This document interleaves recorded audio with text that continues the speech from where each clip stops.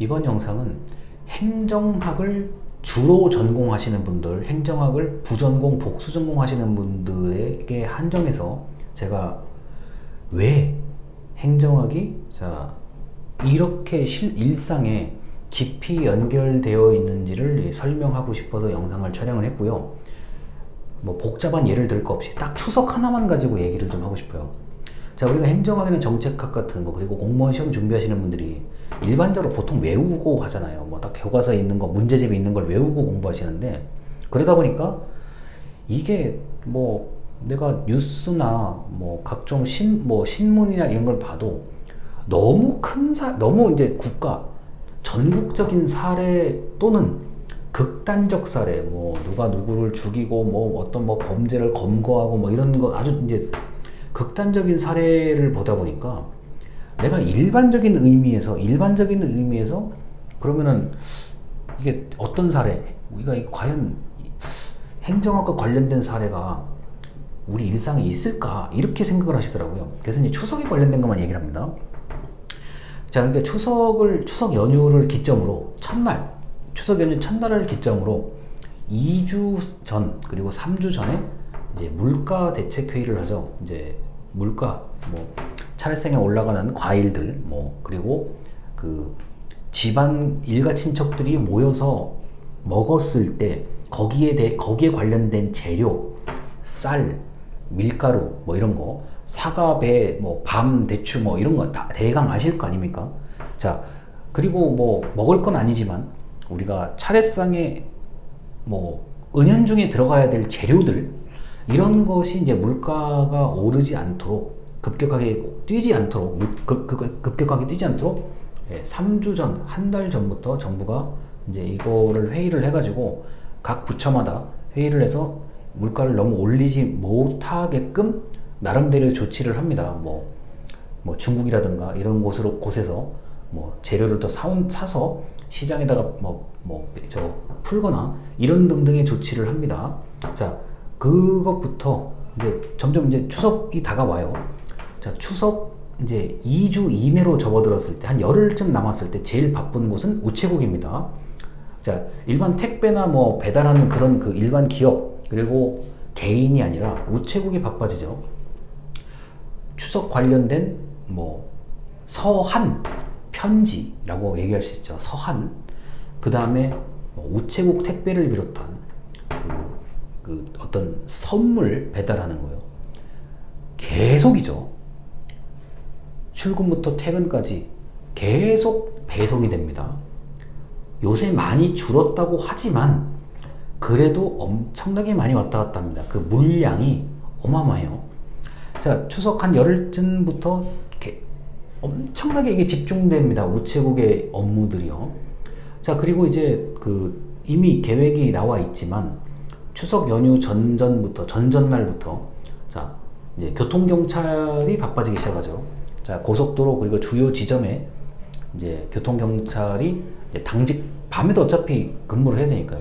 자, 혼란을 줄이기 위해서 교통경찰관이 배치가 되고, 그 다음에 명절, 빨간 날, 명절에 이제 누가 근무를 하고 누가 안 할 것인지 이제 그 순번을 정하는 일들을 이제 하게 되는 거죠.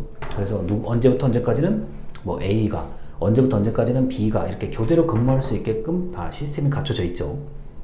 그리고 교통상황실에서 근무하시는 분들, 그 다음에 소방도 마찬가지입니다. 뭐 연휴에 큰 불 나면 안 되잖아요. 연휴에 큰 불 나면 안 되기 때문에 또 나름대로의 그 소방 대책 같은 거, 그리고 시설 점검을 미리 연휴 전에 다 합니다. 자, 경찰, 소방 이렇고요. 그 다음에 군. 자, 우리가 이제 장교와 부사관, 병을 포함한 모든 군인들도 명절이라고 다 놀 수는 없잖아요. 어차피 근무는 누군가 해야 되니까.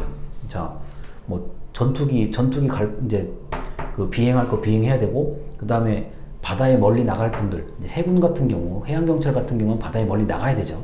아니, 명절이라고 쉴 수는 없잖아요. 이거 나가야 된단 말이에요. 그 다음에 뭐 제가 도저히 뭐 알 수도 없고 알아서는 안 되지만, 잠수함 같은 경우도 언제 나가서 언제 나갈지 언제 들어올지는 저는 절대 알 수가 없죠. 아니, 그러니까 안 지킬 수 없잖아요. 그 국방인데. 뭐 이런 거부터 별의별 게 다 있죠. 이게 사회 필수 기능을 지금 얘기를 한 거고요. 이건 추석 연휴에 좀 더 좀 특별하게 이제 운영이 되는 거고, 그 다음에 도로를 관리하는 곳 입장에서 굉장히 중요한 공공기관이 있죠. 도로 잘못되면 안 되잖아요. 그러면 또 뭐 앞에 차 잘못되면 뭐 뒤에 다 막히는 거 아니에요. 그래서 도로를 관리하는 공공기관이 굉장히 좀 그 명절 전에 그리고 명절에 바쁩니다. 자, 그 다음에 뭐 또 하나, 철도. 이미 추석 승차권이 예매가 끝난 걸로 제가 알고 있는데, 철도도 어떻게 돼요? 한꺼번에 사람이 타고 한꺼번에 사람이 내린단 말이에요. 이럴 경우에 이제 나타날 수 있는 것. 그래서 그 철도에 관련된 분들, 그 다음에 지하철에 관련된 분들, 보통 이제 좀 시간을 좀 늘리잖아요. 심야에 좀 조금 더 늘리고, 자, 대중교통, 자, 버스도 마찬가지로 심야에 조금 1시간 정도 늘려가지고, 자, 많은 사람들이 귀경을 할 수 있도록 돕는 거죠.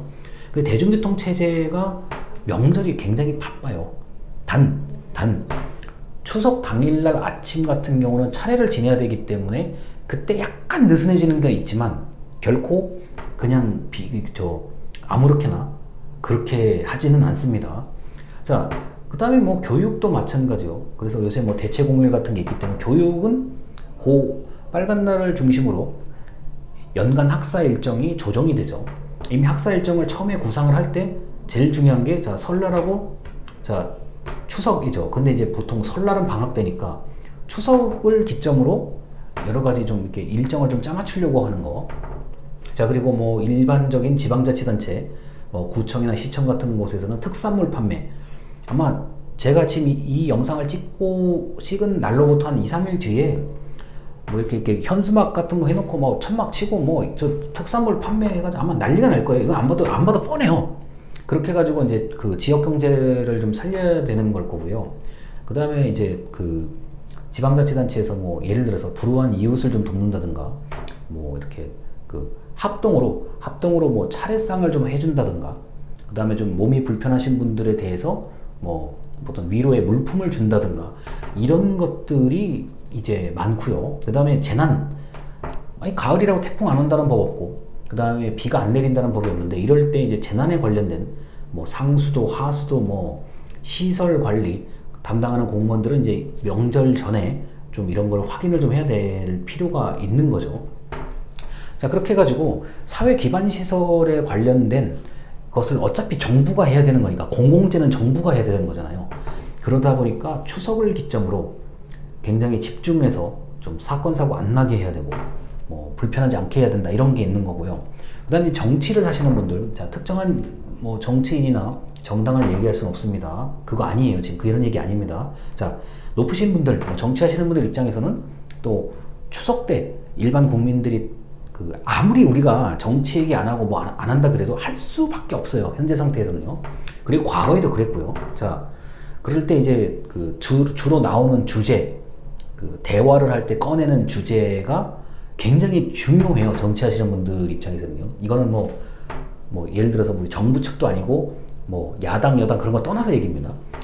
사람들이 명절에 모여서 오랜만에 모여서 정치 얘기를 어쩔 수 없이 할 텐데, 그때 나오는 화제거리, 주제가 의외로 중요해요. 그분들한테는요. 그래서 이게 이번 추석은 과연 우리 지역 사람들은 뭔 얘기를 할까? 뭐 일반 국민들은 무슨 얘기를 이제 좀 할까? 사적인 얘기 아니고 공적인 얘기 주제를 가운데서요. 그러다 보니까 이제 정부 입장에서는 좀 이제 추석 때 좀 긍정적인 이야기가 좀 나오기를 당연히 바라죠. 또 근데 이제 그게 아닌 경우는 이게 또 뭐 어떤 정치인들 같은 경우는 자신의 업적, 공약 이런 것들이 뭐 한 번이라도 좀 이렇게 언급이 돼서 좋은 쪽으로 대화가 되기를 기대하는데, 그거는 뭐 옆에서 시키는 게 아니기 때문에 뭐 시킨다고 되는 것도 아니고요.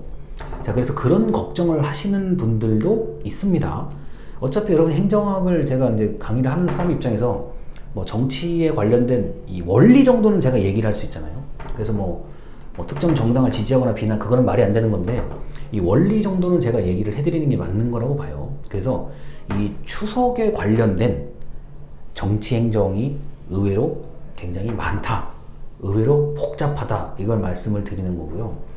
행정학이 굉장히 추상적인 학문이고 시험을 보시는 분들이라면 어쩔 수 없이 좀 달달달 외워야 될 텐데, 이게 좀 뭐 계절별로 또는 그 특정한 그 날짜, 명절 같은 거를 기준으로 이 행정학을 행정학의 사례를 이해하면 이게 이해가 쉬워요, 오히려.